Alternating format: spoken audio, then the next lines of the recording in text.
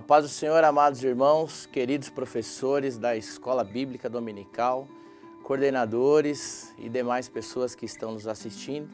É um prazer imenso podermos estar aqui mais uma vez para transmitir mais uma aula promovida pela equipe Capé de Sande para oferecer subsídios com o intuito de ajudar os nossos professores a prepararem melhor as suas aulas. Hoje nós temos a honra e o privilégio de termos mais uma vez aqui conosco o pastor Saulo e também o nosso amado diácono irmão Sérgio, que estarão fazendo considerações relevantes e também trazendo profusas contribuições com o objetivo de auxiliar a cada professor que está nos assistindo no preparo da sua aula, a qual será ministrada em suas salas para os seus alunos. Na lição de hoje, lição de número 8, desse assunto maravilhoso que estamos tratando nesse trimestre, cujo tema é pneumatologia, pessoa e obra do Espírito Santo. Estaremos falando sobre a plenitude do Espírito Santo. E a leitura que serviu de base para o nosso comentarista, pastor Rogério, está registrada no livro de Atos dos Apóstolos, capítulo de número 2, versículos de 1 a 13. E eu gostaria de fazer a leitura. Ao cumprir-se o dia de Pentecostes, estavam todos reunidos no mesmo lugar. De repente veio do céu um som como de um vento impetuoso e encheu toda a casa onde estavam assentados. E apareceram distribuídas entre eles línguas como de fogo, e pousou uma sobre cada um deles. Todos ficaram cheios do Espírito Santo e passaram a falar em outras línguas, segundo o Espírito lhes concedia que falassem. Ora, estavam habitando em Jerusalém judeus, homens piedosos, vindos de todas as nações debaixo do céu. Quando, pois, se fez ouvir aquela voz, afluiu a multidão, que se possuiu de perplexidade, porquanto cada um os ouvia falar na sua própria língua. Estavam, pois, atônitos e se admiravam, dizendo: Vede, não são porventura galileus todos esses que aí estão falando? E como os ouvimos falar cada um em nossa própria língua materna? Somos partos, medos, elamitas e os naturais da Mesopotâmia, Judéia, Capadócia, Ponto e Ásia, da Frígia, da Panfilha, do Egito e das regiões da Líbia, nas imediações de Cirene e romanos que aqui residem, tanto judeus como prosélitos, cretenses e arábios.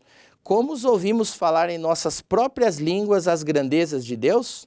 Todos atônitos e perplexos, interpelavam uns aos outros: que quer isto dizer?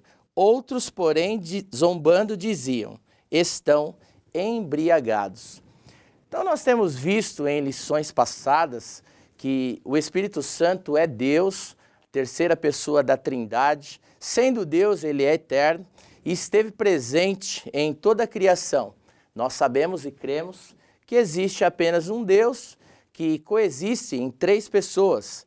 E eu sempre que estou dando aula, ministrando sobre isso, eu sempre digo aos meus alunos para não tentarem entender isso. Porque se nós tentarmos entender isso a fundo, a gente corre o risco de ter sérios problemas. Porque é o finito tentando entender aquilo que é eterno. Então, o compositor, por exemplo, eu disse isso quando estive aqui comentando a aula de número 6, o compositor e cantor e líder da banda, Renato Russo, líder da banda Legião Urbana, em uma de suas composições, ele escreveu o seguinte verso: quem me dera ao menos uma vez entender como um só Deus ao mesmo tempo é três. E eu tenho certeza, amados, pastor Saulo, irmão Sérgio, que ele morreu sem conseguir entender isso, né?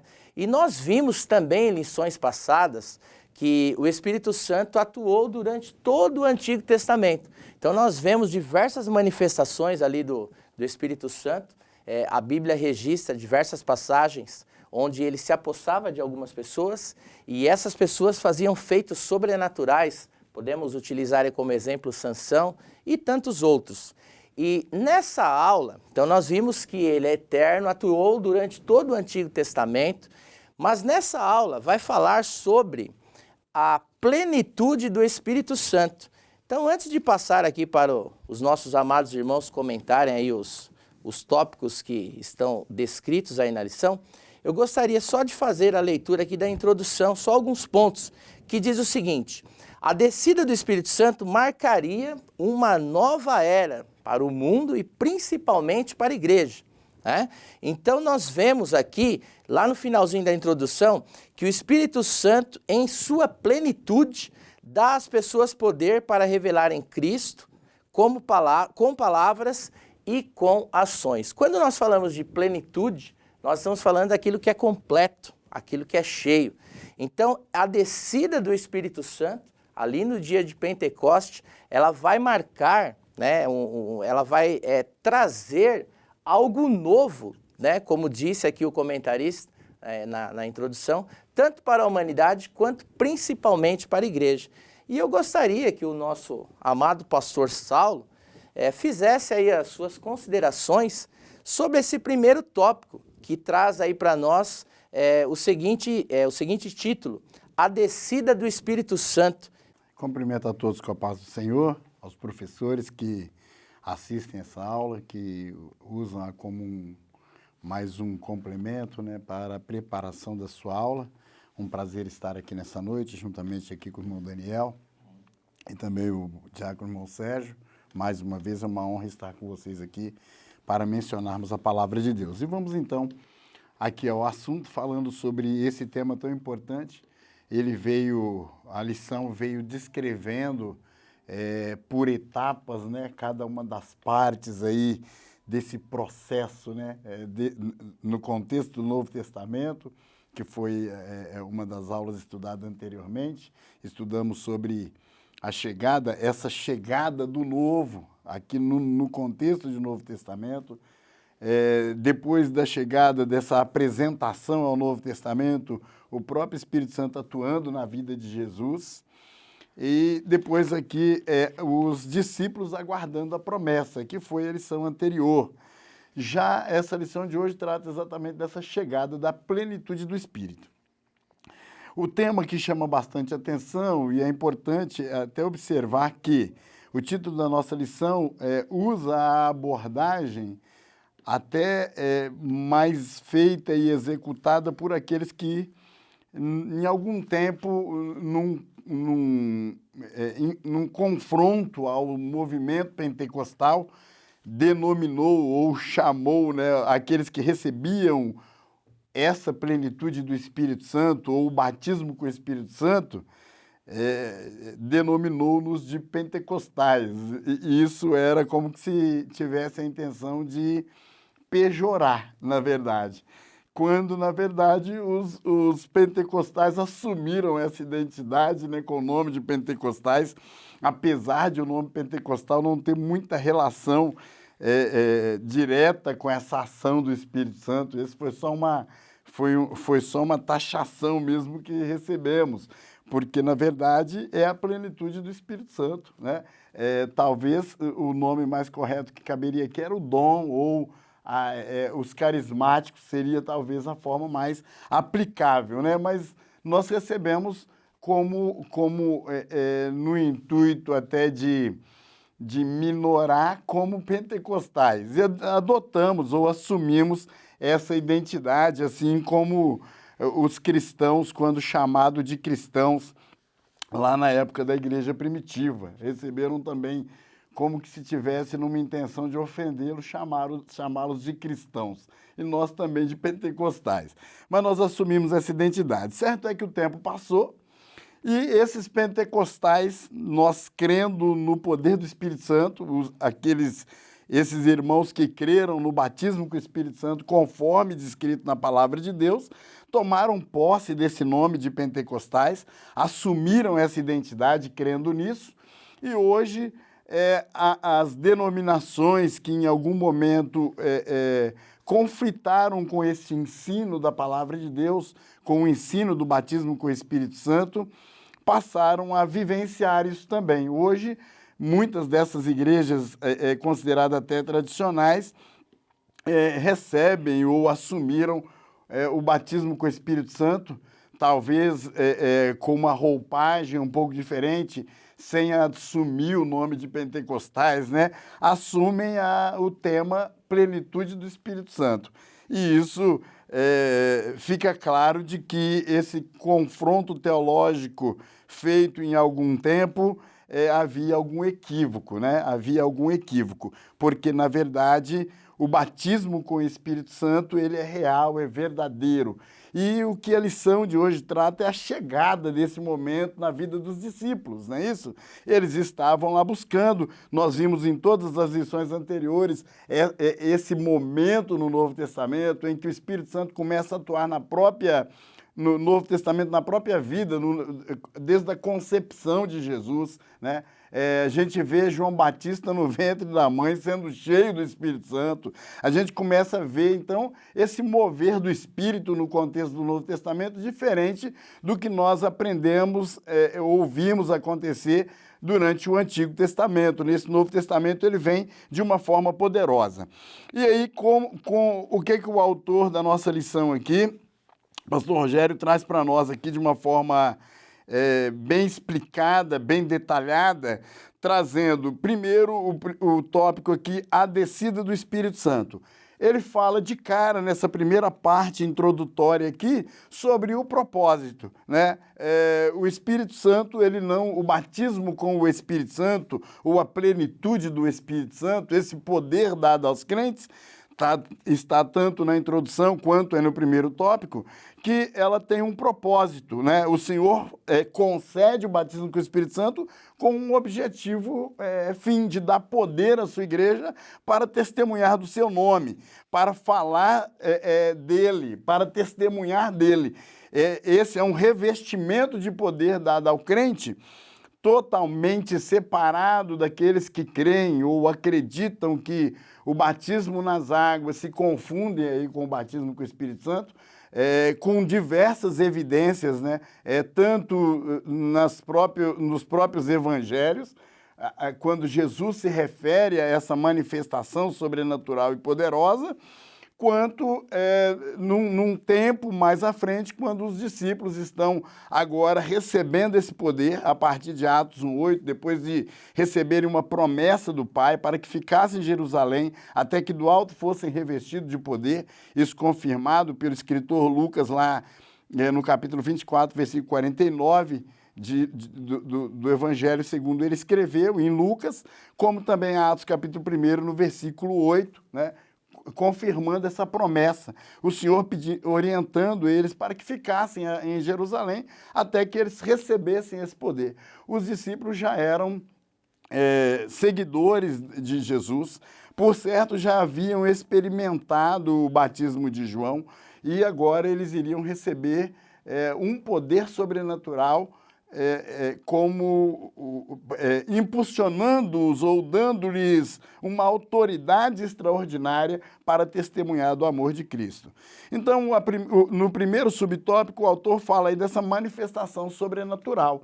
O que os discípulos vão experimentar, o autor fez algumas outras menções, né, de fatos sobrenaturais, mas eu gostaria de me ater única e exclusivamente aqui só a questão dessa manifestação sobrenatural, esse poder extraordinário. Os discípulos não podiam, ou talvez estivessem, essa é uma discussão, inclusive, dentro desse contexto teológico de como os discípulos estavam, em que posição estavam, se oravam ou não oravam, se cantavam ou não cantavam, se estavam quietos ou acomodados. Certo é que, num dado momento, algo extraordinário acontece dentro daquele ambiente, em que a palavra vai dizer que, como no texto bíblico base lido, vai descer como de um som. Eles escutam como um som. A gente percebe no texto que ali não houve, né, o som e o vento, mas eles ouviram isso, né? Eles ouviram esse ato sobrenatural. Esse momento precisava ser marcado por algo extraordinário do que os discípulos ainda não haviam vivido.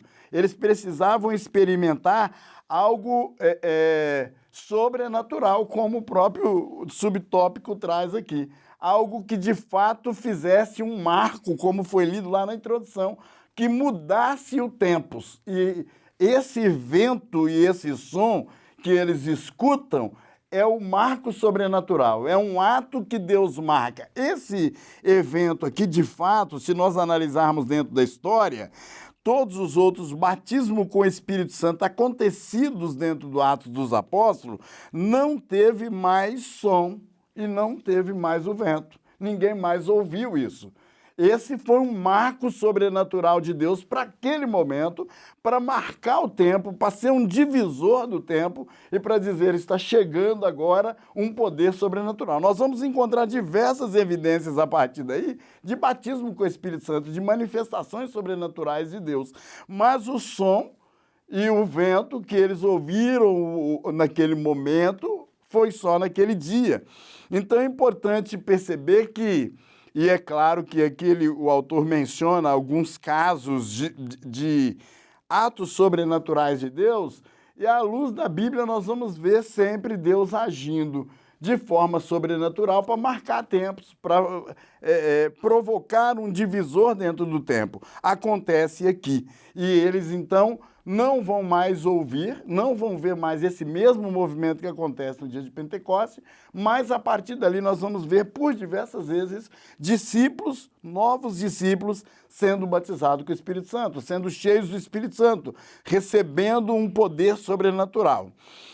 O segundo subtópico, ou a letra B aí do subtópico, vai falar sobre as línguas repartidas como que de fogo. Veja que também essa é mais uma manifestação sobrenatural. Essa marca, sim, como definitivamente o registro de um poder de Deus extraordinário na vida daquele que recebe.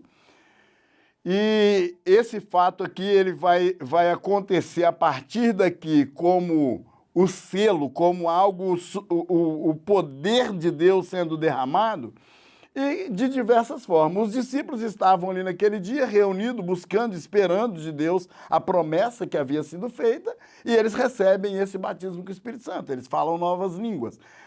A marca e o registro é o falar em novas línguas. Isso passa a ser um divisor. O autor até separa que a letra B e a letra C, falando na letra B, línguas repartidas como de fogo, e na letra C, falando em outras línguas, embora eu entendo aqui que, pelos discípulos, isso não faria tanta diferença. Se ter as línguas repartidas como que de fogo e falar em outras línguas, que ele fala aqui da glossolalia, que seria falar em línguas angelicais, né? Falar em línguas, em mistérios desconhecidos humanamente, como também ele coloca lá a xenolalia, que é falar um idioma desconhecido do ser, um idioma que você não conhece, mas tomado pelo Espírito Santo você tem condições de falar. Esses dois episódios ficaram caracterizados nesse dia da descida do Pentecoste. O poder de Deus que desce sobre a vida dos discípulos. E a partir daí esse evento vai se repetir por diversas vezes. Mas a gente vai percebendo que a marca é falar em novas línguas, é falar em outras línguas, idiomáticas ou não, sendo xenolalia ou glossolalia, eles estavam falando novas línguas, eles estavam tomados pelo poder de Deus, sendo revestidos do Espírito Santo e falando novas línguas. E isso contextualiza a nossa defesa do batismo com o Espírito Santo, da doutrina do batismo com o Espírito Santo. Isso marca o chamado movimento pentecostal. Vamos usar o chamado até porque nós fomos taxados de pentecostais, né?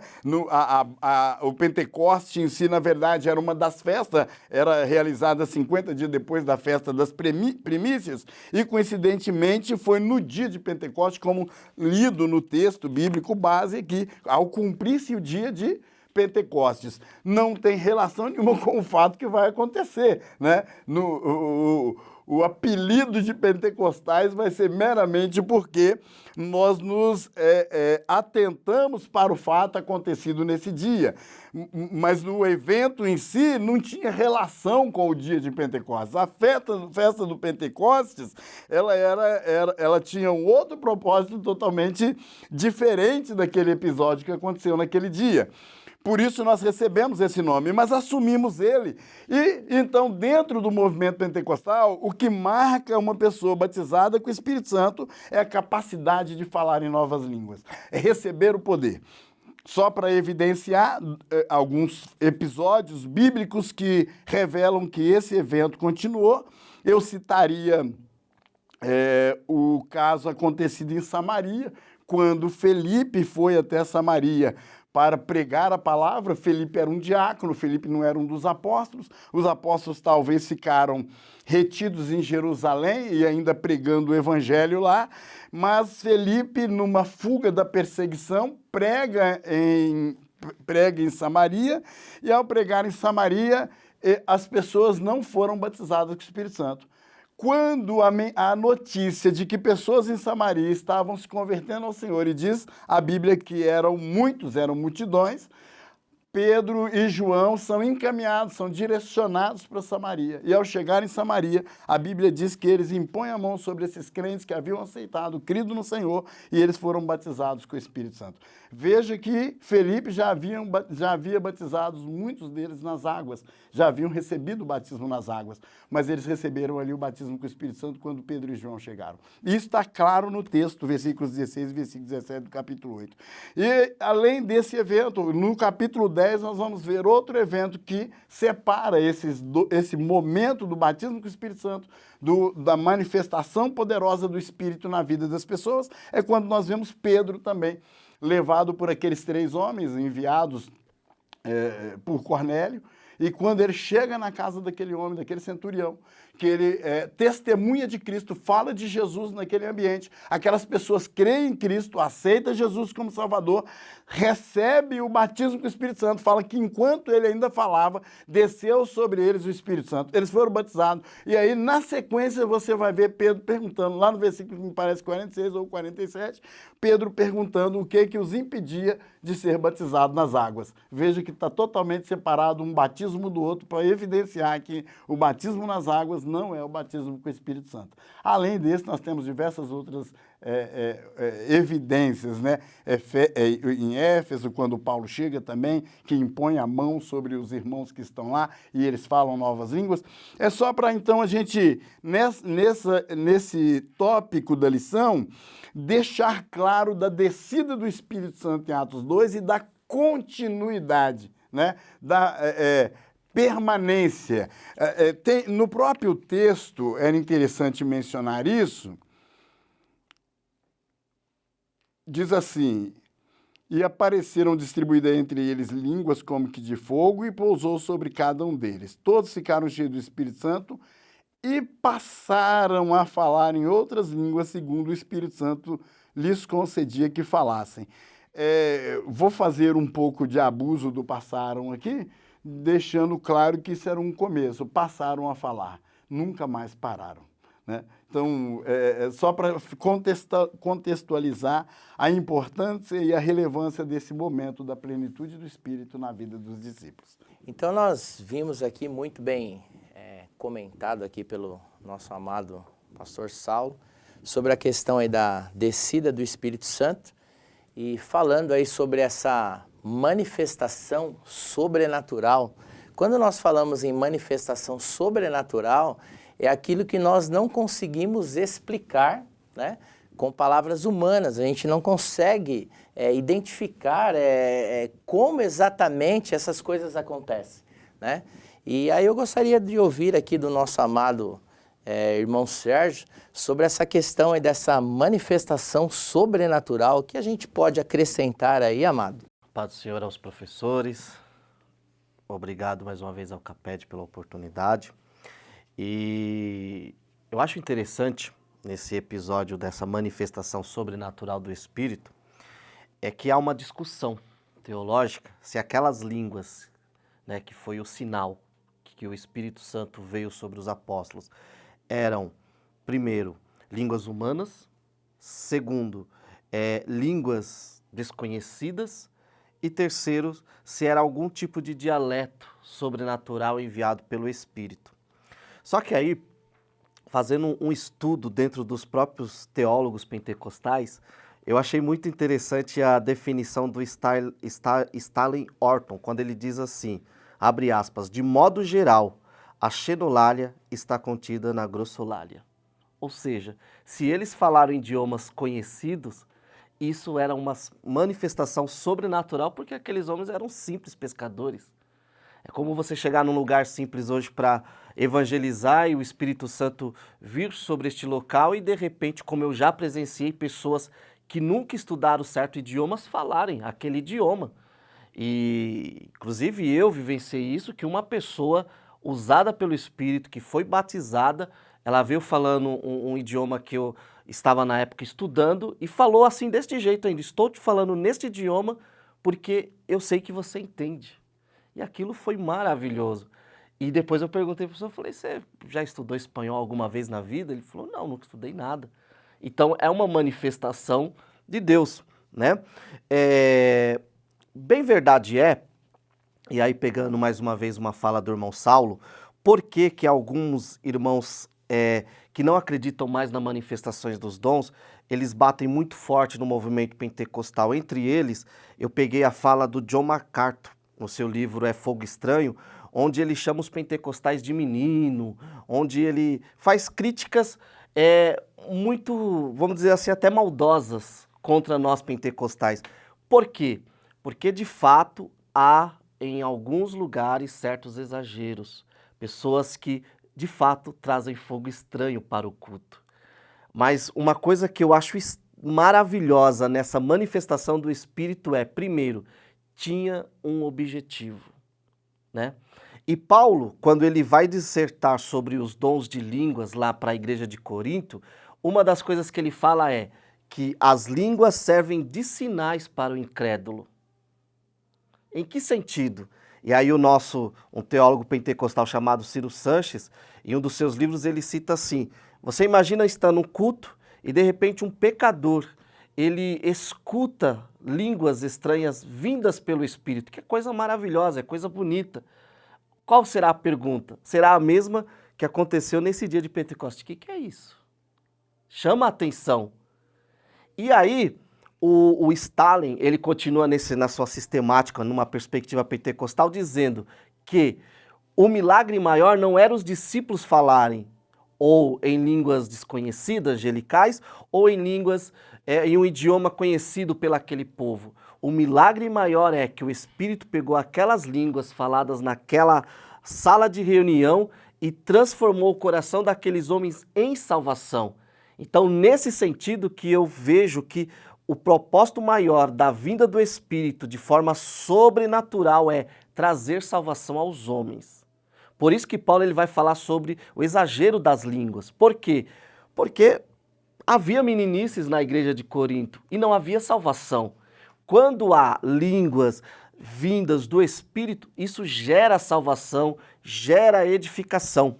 Um outro ponto que eu acho interessante nesse tema ainda sobre a vinda sobrenatural, a manifestação sobrenatural do Espírito eu estava estudando o Antigo Testamento, a maior evidência que o Espírito vinha sobre uma pessoa no Antigo Testamento ela profetizava. Quando o Espírito veio sobre os 70, lá no arraial de Moisés, o que eles fizeram? Profetizaram. Quando o Espírito veio sobre Saul, o pegou no meio do caminho, ele profetizou.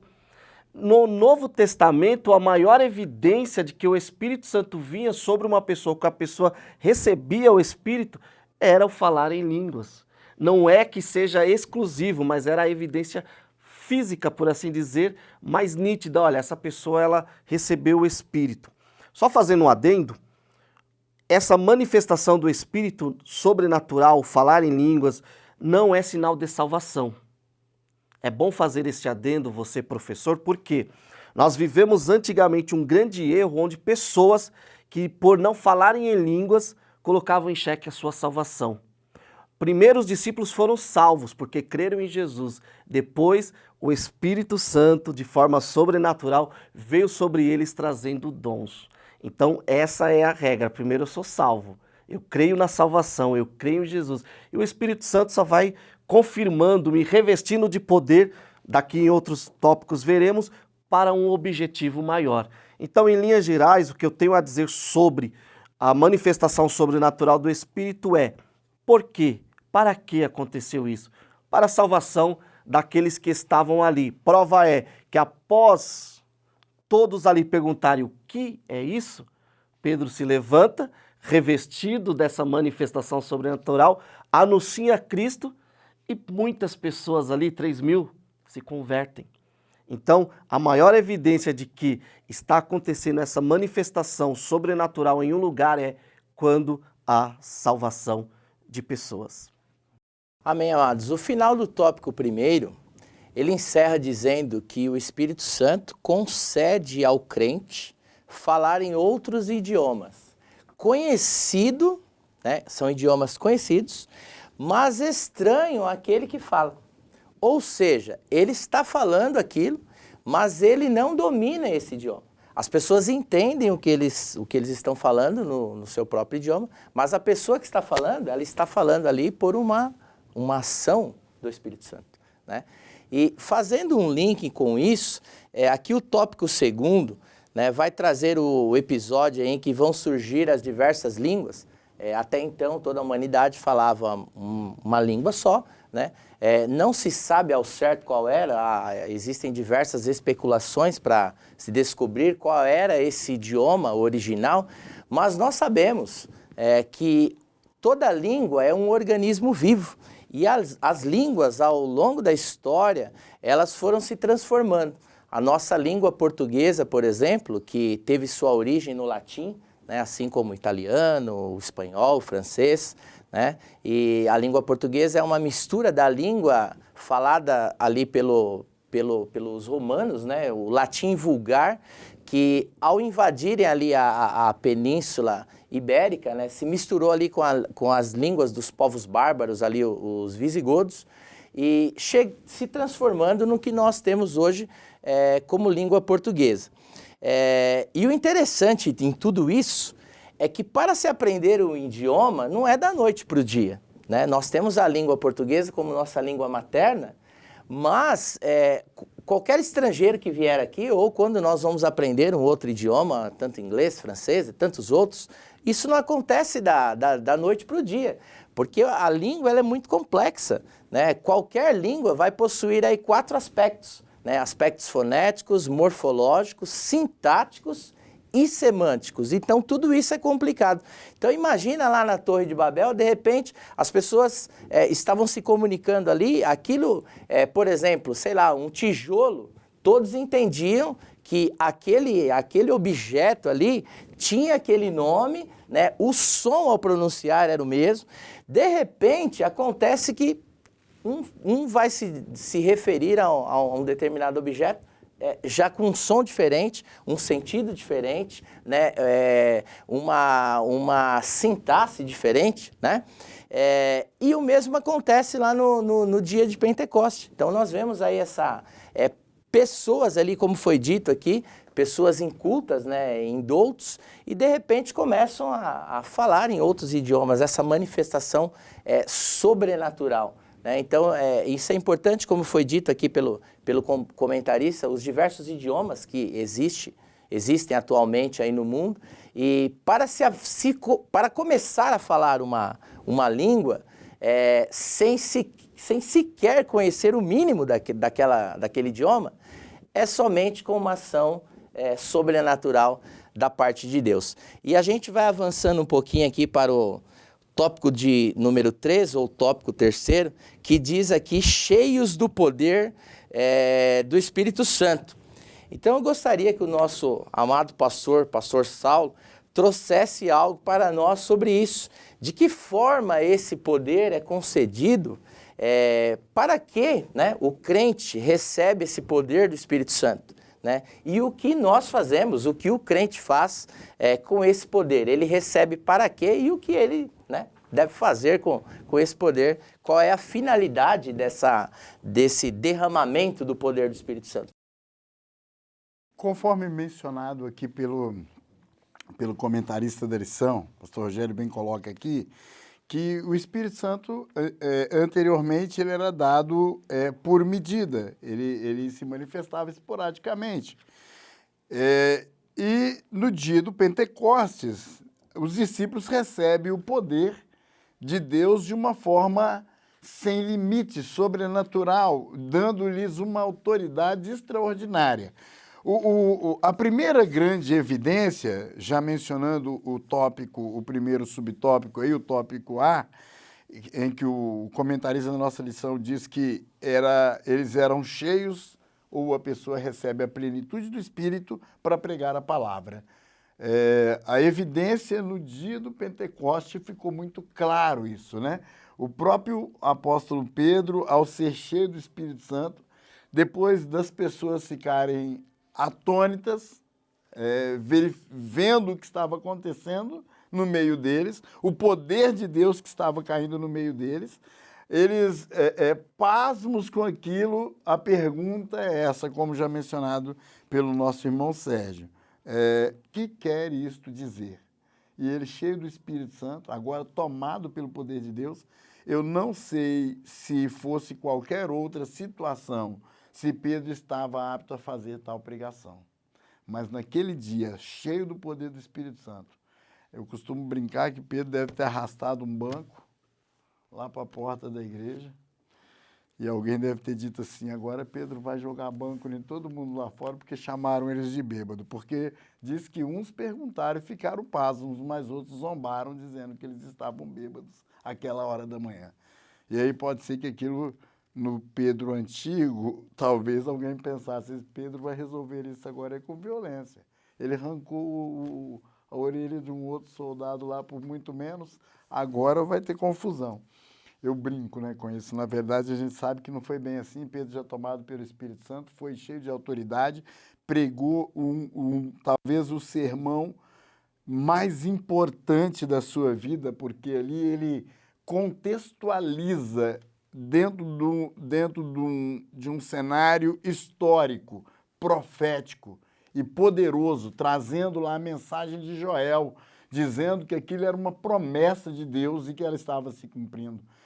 Um pouquinho mais na frente, no capítulo 2, a gente vai ler que esses homens eram homens indoutos, que não eram letrados, esses homens eram pescadores, homens simples, e que falava com uma autoridade que ele deixou as autoridades pasmas pela autoridade e o poder que eles foram tomados naquele dia. Só o Espírito Santo pode fazer isso. Às vezes a gente fica prestando atenção, e eu sou muito atento a todo esse movimento, principalmente o que o Pentecoste faz conosco na autoridade no mover do Espírito. Esses dias eu estava na estação de trem e tinha uma caixa, um alto-falante, lá em cima no viaduto, onde todas as pessoas que estavam aqui na estação de Santo André ouviam essa pessoa pregar a palavra. E eu pensei comigo, eu falei assim, se não for tomado pelo Espírito Santo, você não tem nem coragem de fazer uma coisa dessa. Mas eu falei assim, o que o Espírito Santo pode fazer com a pessoa? Toma-o com poder de tal forma que ele não tem temor, ele vai com ousadia. Às vezes você está ali dentro de um vagão de trem, tem um irmão ali tomado pelo Espírito Santo, falando a palavra de Deus, anunciando a salvação, anunciando as promessas da palavra de Deus, para a gente sair talvez até dentro desse contexto do quadrado, né? Que às vezes a gente quer entender que o evangelho só tem uma forma de ser pregado, de ser falado, de ser entendido, e tem as diversas, a multiforme sabedoria de Deus, que o toma com poder para poder, na ousadia do Espírito, você ministrar a palavra, você pregar a palavra, tomado pelo Senhor e pelo seu poder. Em condições naturais, às vezes uma pessoa com bom domínio de uma oratória, com um bom conhecimento da letra, talvez ele até tente pregar a palavra, mas será sem unção do Espírito Santo e será perceptível. Jamais ela produzirá o efeito que produz um homem cheio do Espírito Santo. Que esse sim pode ser indouto, ele pode não ter capacidade humana, ele pode não ser letrado, ele pode ser um homem que não tem nenhum diploma, mas cheio do Espírito Santo, ele é tomado com tal poder, que ele prega a palavra e ela soa como um chamamento de Deus à salvação àquele que ouve. E é esse o propósito para que o Espírito Santo nos reveste ou nos traz a sua plenitude. além de nos encher para pregar, além de sermos cheios para pregar, com tantas evidências que nós temos, né, no contexto de Atos dos Apóstolos, nós temos também, até os dias de hoje, essa realidade, essa vivência com essa realidade. Nós somos cheios também para curar. Os apóstolos, o autor da nossa lição até faz questão de mencionar, mostrando que, como no princípio, na igreja primitiva, tomados pelo poder de Deus, os discípulos anunciavam até a sua sombra passou a curar os enfermos. E eu vou ser sincero, irmão, eu queria entender como que alguém pode pregar evangelho, levar uma ministração de cura sem o poder do Espírito Santo, sem ser batizado com o Espírito Santo. O que a gente vê, o contraste que a gente convive, até apesar das grandes discussões no campo teológico, mas no campo prático do Evangelho, o que a gente percebe é uma frieza e uma falta de autoridade por parte daqueles que descreem. E nós vemos que aqueles que creem no batismo com o Espírito Santo e que aceitam e são revestidos, fazerem obras extraordinárias, marcarem o seu tempo. Os grandes avivamentos em toda a história vêm contando essa realidade, vêm marcando isso, mostrando que, cheio do Espírito Santo, nós podemos fazer algo extraordinário. Os discípulos fizeram e a igreja continuou fazendo e isso não parou.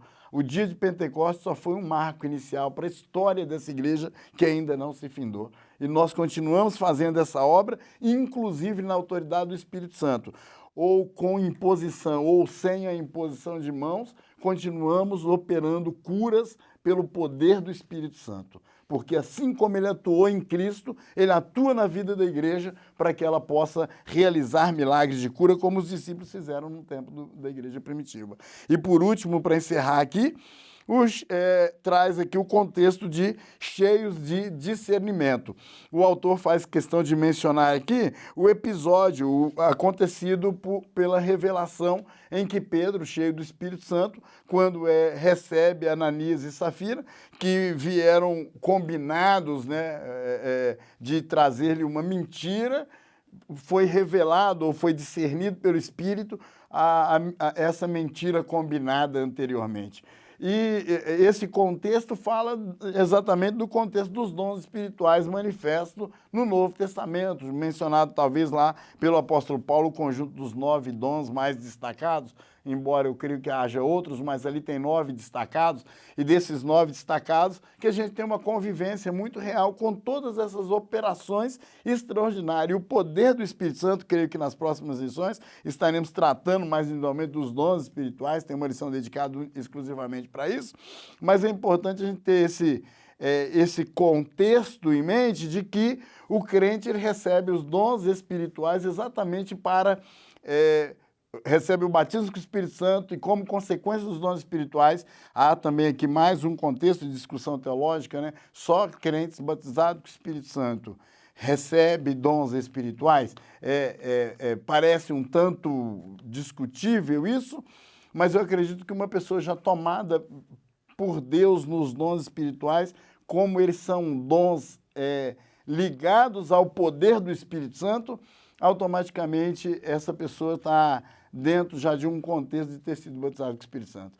E embora todos os dons mencionados na Bíblia, o conjunto de dádivas, né, os dons carismáticos de Deus dados aos homens, todos eles, para aqueles que servem ao Senhor, que creem no Senhor Jesus, todos esses dons recebidos é uma ação do Espírito Santo na vida dele. Mas esses dons de poder, eles estão intimamente ligados a uma ação de uma plenitude do Espírito Santo, de uma pessoa cheia do poder. E, consequentemente, ele faz cheio do poder o que Pedro faz aqui. Não adianta vir com a mentira, porque Deus vai dar o discernimento.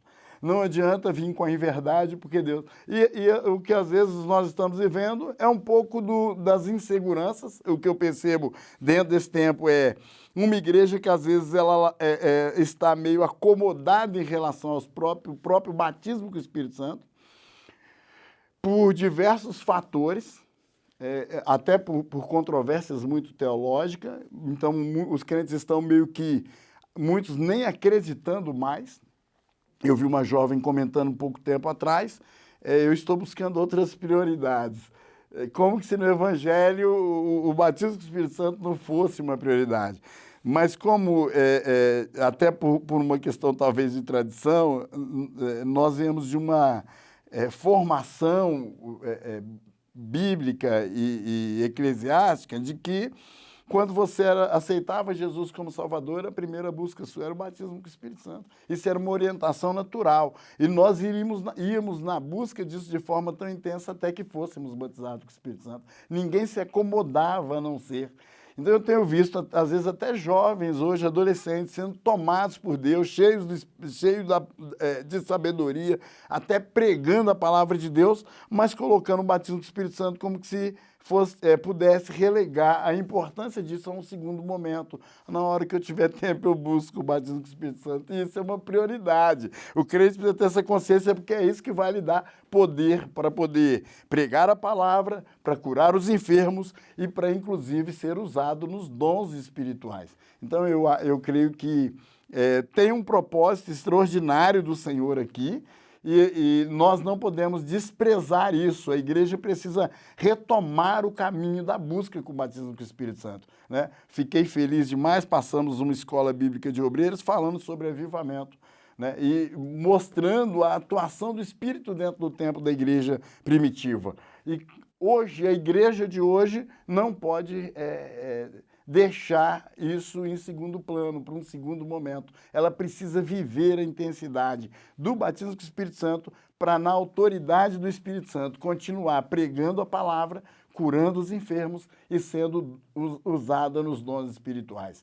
A falta e a escassez disso tem trazido, às vezes, dentro do contexto da igreja, frieza, incredulidade, crentes que às vezes duvidam de que Deus possa, de fato, revelar, manifestar o seu poder de maneira extraordinária para o conserto e salvação daqueles que são destinados à salvação. Então é importante a igreja dar valor e a gente voltar a buscar a plenitude do Espírito Santo no nosso meio, com mais intensidade. Não que ele está totalmente desprezado, o meio pentecostal não abandona isso, mas nós entendemos que precisa ser retomado, talvez, nos mesmos moldes que a Igreja Assembleia de Deus, em especial, que é o nosso caso, por denominação, foi formada, né? Talvez numa dissociação até denominacional com outra denominação na época da sua formação, exatamente porque o que marcava essa igreja era o batismo com o Espírito Santo. Amados, estamos caminhando aí para o final da nossa gravação, mas eu gostaria ainda de ouvir aqui do nosso irmão Sérgio sobre essa questão aí essa manifestação sobrenatural, esse poder que o crente recebe, né? Nós sabemos que isso tem um propósito. Isso ainda acontece nos nossos dias, né? Nós estamos vivenciando isso. Até quando isso, né, vai acontecer, essa manifestação plena do Espírito Santo aqui para nós enquanto igreja, né? E qual é o objetivo disso, né? Para que o crente ele é revestido do poder do Espírito Santo? Duas coisas eu vejo dentro dessa questão, por que Deus nos dá poder. Primeiro, lá em Atos capítulo 1, versículo 8, Jesus ele diz assim, para os discípulos: mas recebereis poder quando o Espírito Santo descer sobre vós, e sereis minhas testemunhas. Então, o primeiro motivo pelo qual Deus me dá poder é para eu testemunhar, né? E testemunhar é a prerrogativa de quem viu ou experimentou alguma coisa. Então, se eu experimentei o poder de Deus, e junto com o poder de Deus vem o amor de Deus, vem a salvação, vem o gozo da salvação, qual será a minha primeira ação? Eu quero anunciar, eu quero testemunhar, eu quero dizer como é bom. Segundo, a implicação maior desse poder é somente podemos ser cristãos a partir do poder do Espírito Santo. Lá em Romanos capítulo 8, do versículo 1 a 8, Paulo ele vai dissertar e vai dizer o seguinte: olha, por próprias forças, por capacidade própria, ninguém consegue agradar a Deus. É pelo Espírito Santo, né? Então você veja como que esse revestimento de poder ele traz consequências muito maiores, né? E aí até fazendo aqui um adendo, eu acho que é interessante o professor trazer essa reflexão dentro da sua sala de aula em alguns congressos prega-se o batismo com o Espírito Santo, mas não se explica para que Deus quer me batizar com o Espírito Santo. E quando eu, por exemplo, fui batizado com o Espírito Santo na minha adolescência, eu sabia para que Deus estava me dando aquilo, porque eu fui ensinado. Deus está te dando poder, Sérgio, para você vencer o mundo, para você anunciar a Jesus e para você ser testemunha de Jesus aonde você passar. O que nós vemos? Que algumas pessoas, elas até recebem, elas até experimentam, mas elas não sabem o que fazer com essa ferramenta, né? E aí você pode falar, mas os discípulos não foram assim. Se você pegar o processo dos discípulos, você vê que eles ficaram 3 anos e meio aprendendo com Jesus. E Jesus constantemente falando, vocês estão recebendo o Espírito está sobre vocês. Quando eles estavam prontos, preparados, Jesus falou, só fiquem em Jerusalém, porque aquela plenitude agora virá sobre vocês, porque vocês estão prontos, vocês sabem, vocês saberão o que fazer com isso, né? Um outro ponto, terceiro ponto aqui para eu finalizar a minha fala sobre ser cheio do Espírito em Atos dos Apóstolos, se você ler todo o Atos, você vai ver que mais ou menos ali há 9 referências sobre pessoas cheias do Espírito, né? E interessante que cada uma dessas pessoas, elas reagiam diferente quando elas eram cheias do Espírito. Falaram em línguas, curas, mas a manifestação principal é ousadia para testemunhar e pregar. Então, quer saber se uma pessoa de fato experimentou essa plenitude ou está cheio do Espírito? Ela tem ousadia para anunciar Jesus. E aí, eu faço algumas considerações para nós pensarmos. Se eu estou tão cheio do poder, se a igreja está vivendo este poder, essa plenitude, por que se anuncia tão pouco Jesus? Por que há tão pouca salvação em nossos cultos? O escritor aqui coloca sobre curas. Por que há tão pouca cura em nossos cultos? Primeiro, porque nós não trazemos os doentes, porque nós não cremos na realidade de um batismo que cura. Segundo, nós não temos discernimento. Fato é que muitas das vezes, e aqui é até uma reflexão dura, a exemplo de Ananias e Safira, a mentira está tomando conta do nosso meio e nós não temos discernimento. Por quê? Porque nós não estamos, na verdade, cheios. Ou melhor, em alguns casos estamos cheios, mas não sabemos fazer uso dessa dádiva, dessa plenitude do Espírito. Então, a reflexão que fica aqui para nós, dentro desse tópico Deus me deu poder para testemunhar, para ser cristão de verdade, porque essa é uma das prerrogativas do batismo. Eu me torno crente de verdade. Sabe o meu avô que dorme no Senhor, ele dizia, crente até o tutano.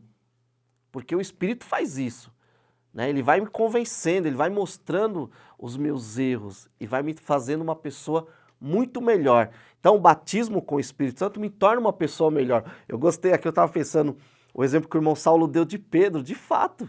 O Pedro, antes dessa plenitude, gente, com certeza ele ia pegar o banco, ele ia brigar, vocês estão me chamando de embriagado, sou um galileu, né? Eu sou um judeu. Não, o Pedro transformado ali, vem cá que eu vou explicar o que está acontecendo. Então, a realidade de um batismo é um batismo que transforma. O homem mais sanguíneo, colérico, fleumático, melancólico, pega todas as nossas imperfeições e transforma isso para nos tornarmos úteis para o serviço do reino de Deus. E volto a dizer, sem tais ferramentas é impossível avançar no reino de Deus. Por quê? Porque nós não lutamos contra um inimigo que tem armas físicas. Teologia é muito boa, eu gosto de teologia, eu gosto de livro, eu amo ler.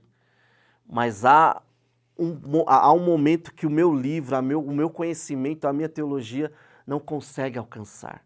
Aí entra o poder. Que, como já foi falado pelo irmão Saulo, pega os grandes avivamentos, John Wesley, Spurgeon, o próprio movimento assembleano, homens simples às vezes, mas que tinham alcance a sua pregação. Por quê? Porque eram revestidos de poder. Por outro lado, homens cultos, como o próprio John Wesley, mas que não faziam do seu conhecimento terreno, da sua teologia, do seu conhecimento de grego, a sua ferramenta principal, mas sim o revestimento do poder, o Espírito Espírito sobre ele era a sua ferramenta principal. E aí você olha e fala assim, poxa vida, Spurgeon, o príncipe dos pregadores, mas era porque ele tinha uma excelente oratória? Não. É porque você pega a vida do próprio Spurgeon e ele fala, eu dependo do Espírito. E as pessoas ouviam e viam nele a pregação ungida pelo Espírito. Então, se queremos ter êxito na nossa pregação, no nosso ministério de cura, queremos ter discernimento, saber o que está acontecendo, temos que continuar buscando essa plenitude do Espírito. E assim, Deus, Ele tem abundância para dar para quem quer. Estamos chegando ao final do nossos comentários, nossa gravação desta videoaula. Eu quero agradecer a Deus pela oportunidade de podermos compartilhar a sua poderosa palavra. Aos amados irmãos, pastor Saulo, nosso irmão diácono, irmão Sérgio, pelas proeminentes considerações.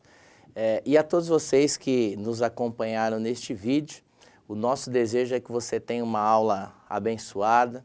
Lembrando sempre sobre a importância de se preparar para a aula, não fique somente com esses comentários que foram trazidos aqui, mas pesquisem outras fontes, busquem outras fontes confiáveis para que você possa ministrar a palavra do Senhor.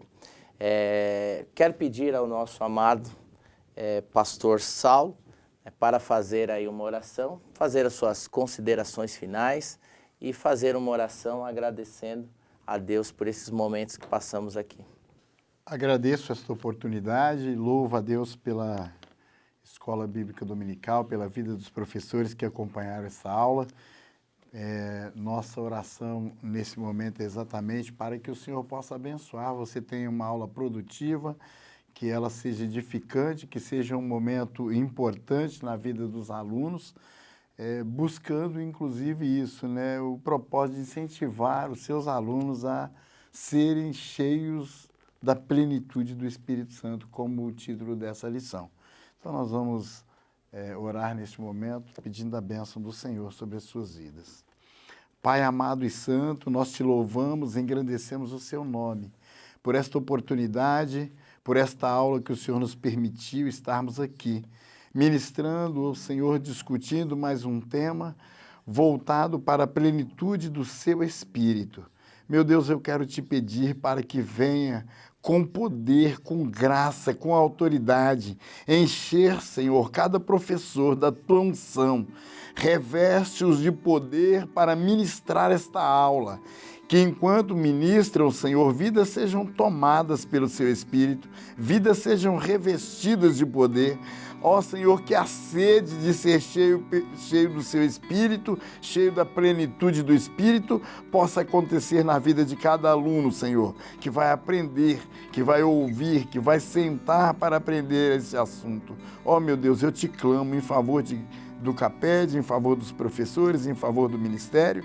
Ó Senhor, abençoe assim esta aula grandemente. Em nome de Jesus eu te peço. Amém.